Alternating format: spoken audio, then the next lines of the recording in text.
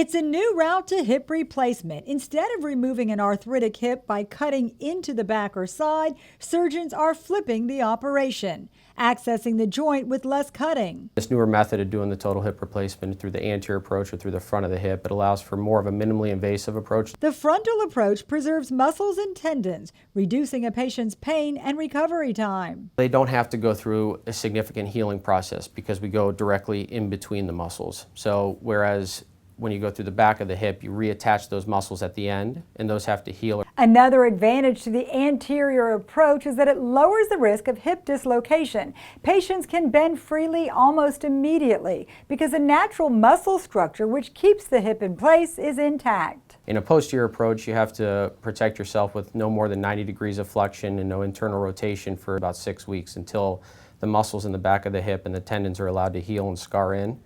With an anterior approach, you don't have those precautions. It means patients can enjoy their new hips sooner, with less potential for complications, making the newer approach a safer, hipper hip procedure. For Lee Memorial Health System, I'm Amy Osher.